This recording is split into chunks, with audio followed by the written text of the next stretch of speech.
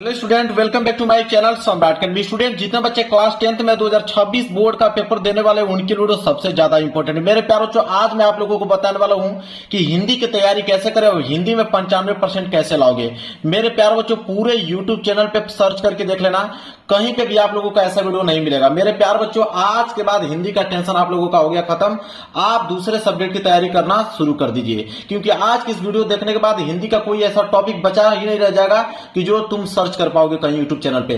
पूरा का पूरा मैं आप लोगों को बता दूं कि यहां से आप हिंदी में 95+ स्कोर करके आने वाले हो। मेरे प्यारों बच्चों, रह गई बात पास की, कि अगर आपको हिंदी में पास होना है तो मेरे प्यारों बच्चों, हिंदी को मैंने 4 भागों में डिवाइड कर रखा है। किसी भी एक भाग को पढ़कर आप मेरे प्यारों बच्चों पास हो सकते हो। अगर आपको पास होना है तो मेरे पहले ही वाले भाग को पढ़ लीजिए, जिसमें आपको निबंध देखने को मिलेगा, पत्र लेखन देखने को मिलेगा, जीवन परिचय देखने को मिलेगा। मात्र 3 टॉपिक अगर आप याद कर लेते हो तो 21 नंबर आप लोगों का ऐसे ही मिल जाएगा, 30 नंबर प्रैक्टिकल का मिल जाएगा। तो पास तो ऐसे ही हो गए, लेकिन पास नहीं होना है, आपको 95% लेकर आना है। तो मेरे प्यारे बच्चों, ये तो पहला मेरा भाग हो गया। दूसरा भाग 22 नंबर का है, जिसमें आपको गद्यांश और पद्यांश प्रश्न पूछे जाएंगे, संस्कृत के गद और पद पूछे जाएंगे और हिंदी में अनुवाद उसका। मेरे प्यारे बच्चों, बस 2 टॉपिक से, गद्यांश और पद्यांश से, हिंदी के गद्यांश और पद्यांश और संस्कृत के गद और पद से टोटल मिला के 22 नंबर के क्वेश्चंस बनते हैं। और कहां से बनते हैं सब कुछ आप लोगों को बताने वाला हूं, किस चैप्टर से बनते हैं, सिर्फ आपको याद करना होगा। इसके बाद तीसरा मेरा भाग है वो, जिसमें खंड काव्य पूछे जाते हैं, श्लोक पूछे जाते हैं, संस्कृत के प्रश्न उत्तर पूछे जाते हैं। वो तीसरा भाग कितने नंबर के लिए पूछा जाता है? 7 नंबर के लिए पूछा जाता है। चौथा भाग को मैंने सिर्फ डिवाइड कर रखा है, यहाँ पे 20 बहुविकल्पीय प्रश्न, MCQ question, multiple choice question, जो कि 20 नंबर का पूछा जाएगा। तो 4 भाग में मैंने हिंदी को पूरा डिवाइड कर रखा है। 4 भाग अगर आप तैयार कर लेते हो, 95% मार्क्स बिल्कुल आप लोगों का पक्का हो जाएगा। आप देखिए मेरे प्यारे बच्चों, प्रश्न बनेंगे कहां से, कौन सा टॉपिक आपको याद करना है। मेरे प्यारे बच्चों, आपके पेपर में प्रश्न संख्या 29 आएगा। आपके पेपर में प्रश्न संख्या 29 रहेगा और बोलेगा कि निबंध निम्नलिखित में से किसी एक विषय पर निबंध लिखिए। अब मेरे प्यारे बच्चों, निबंध आपके पेपर में कितने नंबर के लिए आता है? 7 नंबर के लिए निबंध पूछा जाता है आपके पेपर में। अब निबंध की अगर हम बात करें तो 5 निबंध मैं आप लोगों को बता रहा हूं। अगर 5 निबंध तैयार कर लेते हो तो इसी में से एक आएगा, जिसमें से पहला है कि स्वच्छ भारत तथा अभियान। स्वच्छ भारत और अभियान सबसे ज्यादा इंपॉर्टेंट मेरे प्यारे बच्चों आपको बता रहा हूं यहाँ पे निबंध, इससे बाहर आपके पेपर में नहीं आ सकते हैं। दूसरा है विज्ञान वरदान या अभिशाप। तीसरा निबंध दिया है प्रदूषण की समस्या तथा समाधान। चौथा दिया हुआ है बढ़ती जनसंख्या का कारण और निवारण बताइए। और 5वां दे रखा है कि आतंकवाद की समस्या और समाधान बताइए।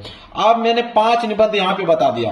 5 निबंध मेरे प्यारों को आज आप तैयार कर लेते हो तो 7 नंबर आज ही आप लोगों के क्या हो जाएंगे, फिक्स हो जाएंगे। अब यह मैं फिक्स टॉपिक बता रहा हूं, 100% ये फिक्स टॉपिक है कि इन्हीं 5 में से आएगा, इससे बाहर आपके एग्जाम में नहीं आएगा। अब आपके ऊपर डिपेंड करता है कि आप कितना जल्दी याद कर लेते हो। अगर अभी याद कर लेते हो तो अभी 7 नंबर आप लोगों का बिल्कुल पक्का हो जाएगा। आप पेपर में जाके देखना, इससे बाहर आपके पेपर में नहीं आएगा। इसके बाद मेरे प्यारे बच्चों, आपके पेपर में 29 के बाद 30वां प्रश्न देखने को मिलेगा। 30वां प्रश्न आएगा पत्र लेखन। और पत्र लेखन बोलेगा कि निम्नलिखित में से किसी एक पर पत्र लेखन लिखिए। पत्र लेखन आपके पेपर में 4 नंबर के लिए पूछा जाता है। अब मेरे प्यारे बच्चों, मैं आपको बता रहा हूं कौन सा पत्र लेखन याद करना है। पत्र लेखन 3 टाइप के बनते हैं। पहला पत्र लेखन बनता है कि नियुक्ति आवेदन पत्र कैसे लिखें।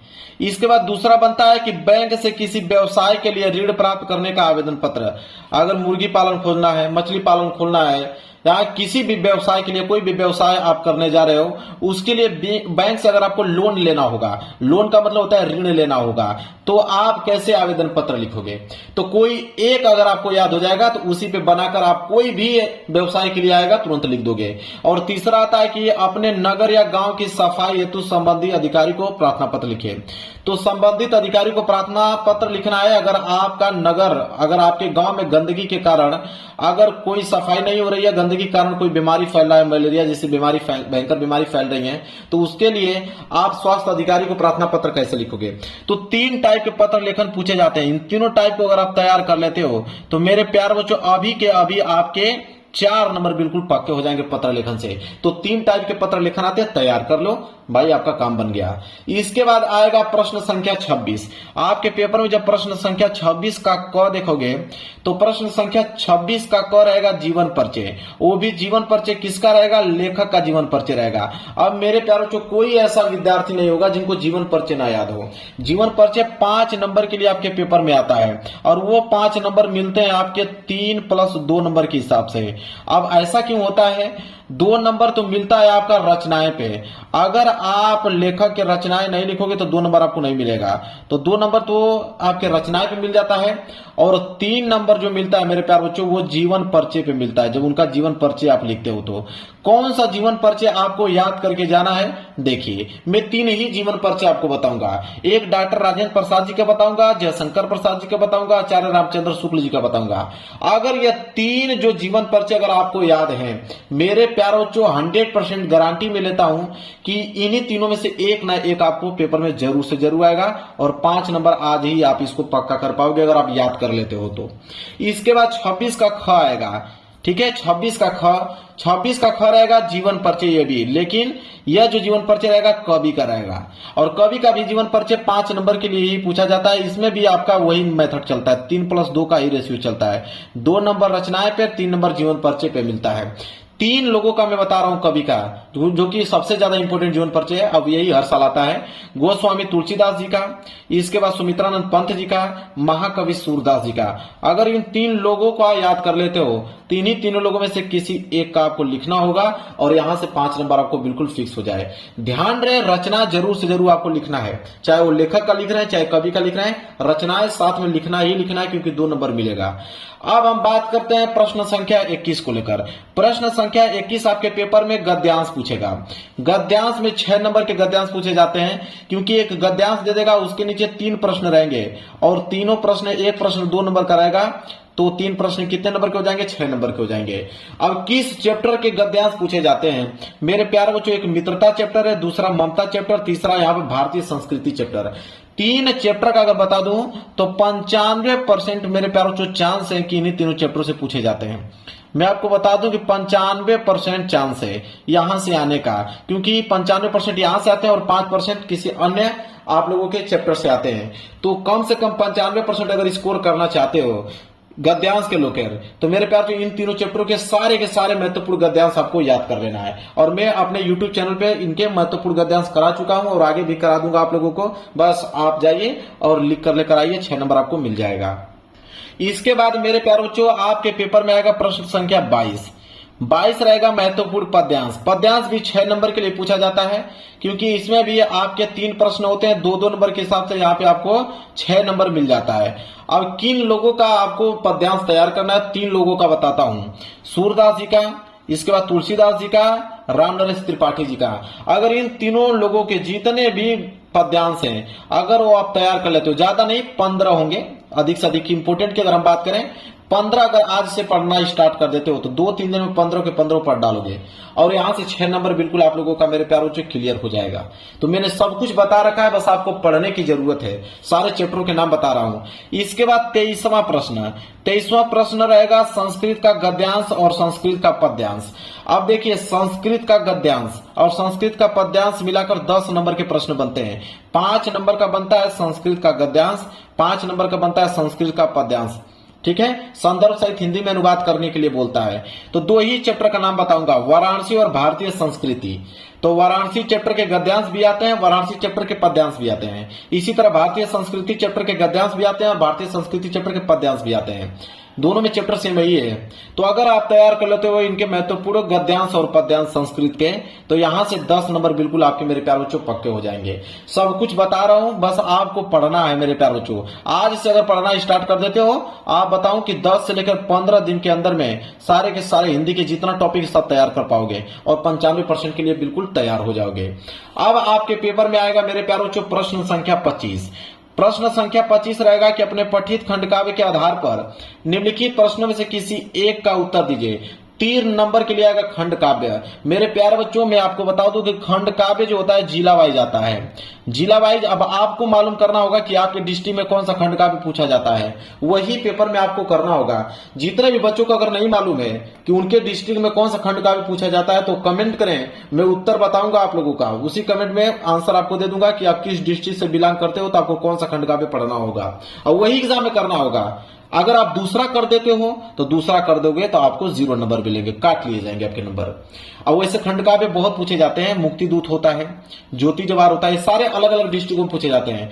मेवाड़ मुकुट होता है, इसके बाद देखिए अग्र पूजा होता है, जय सुभाष होता है, मातृभूमि होता है, इसके बाद कर्ण होता है, कर्ण के बाद करमवीर होता है, करमवीर के बाद तुमुल होता है। इतने सारे खंड काव्य हैं और सब अलग अलग डिस्ट्रिक्ट में पूछे जाते हैं। आपके डिस्ट्रिक्ट में जो पूछा जाता है वही आपको एग्जाम में करके आना है। चलिए अब मेरे प्यार बच्चों आता है श्लोक।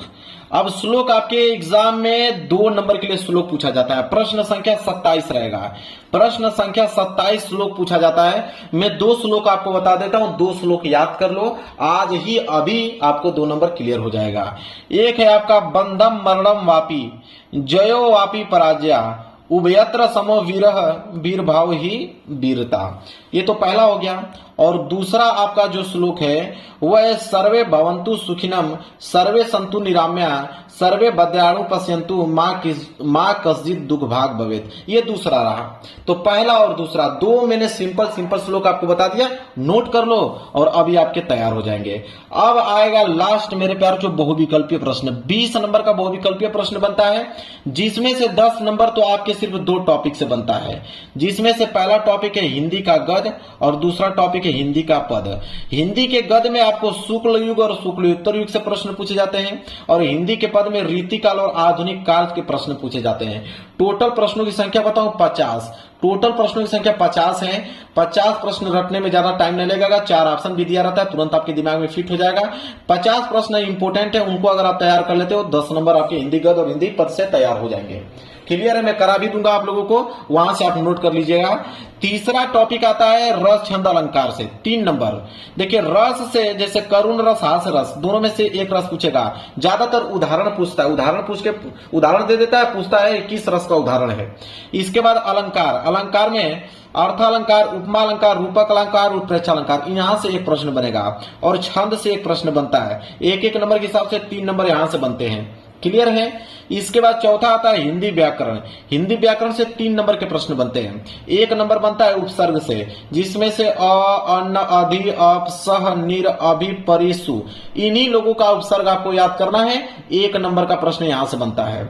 इसके बाद समास की अगर हम बात करें तो द्वंद्व समास, द्विगु समास, क्रमधारय समास, बहुव्रीहि समास, समास से 1 नंबर के प्रश्न बनते हैं। और 1 नंबर का जो प्रश्न बनता है या तो वो तद्भव पूछ लेगा, या तो आपसे तत्सम पूछ लेगा, या तो पर्यायवाची शब्द पूछ लेगा। इन तीनों लोगों में से कोई एक ही पूछेगा, चाहे वो जो भी पूछ ले, तत्सम पूछ ले, तद्भव पूछ ले, चाहे पर्यायवाची पूछ ले। क्लियर है, 3 नंबर यहां से क्लियर हो गया। 5वां टॉपिक आता है संस्कृत का व्याकरण। सर्वनाम पूछता है कि तद और युष्मद शब्द का सर्वनाम पूछता है। इसके बाद यहां बात करें वाक्य का स्वरूप, कि सरल वाक्य है कि मिश्रित वाक्य है, ठीक है, पूछता है कि मिश्र वाक्य बताइए, तो यह वाक्य का स्वरूप पूछता है, वहां से 1 नंबर के प्रश्न बनते हैं। इसके बाद 7वां टॉपिक है वाच्य, प्रयोग और वाच्य परिवर्तन पूछता है, कृत वाच्य है कि क्रम वाच्य है, ठीक है। इसके बाद 8वां पद परिचय से विकार्यम अविकारी पद पूछता है 1 नंबर का। तो मैं आपको बहुविकल्पीय प्रश्न की अगर हम बताऊं तो 100 प्रश्न करा दूंगा आपको, 100 इंपोर्टेंट बहुविकल्पीय प्रश्न करा दूंगा और वहां से आप उनको तैयार कर लेते हो तो 20 में 20 स्कोर करके चले आओगे ऑब्जेक्टिव क्वेश्चन में। और बाकी पूरा का पूरा टॉपिक में बता दिया हूं कहां से आपको पढ़ना है। अब यहां से आप लोगों के पूरा का टॉपिक समाप्त यहाँ पे मेरे प्यार बच्चों हो गया। मैंने 4 भागों में बांटा था, चारों भागों को मैंने डिटेल में डिस्कस कर दिया।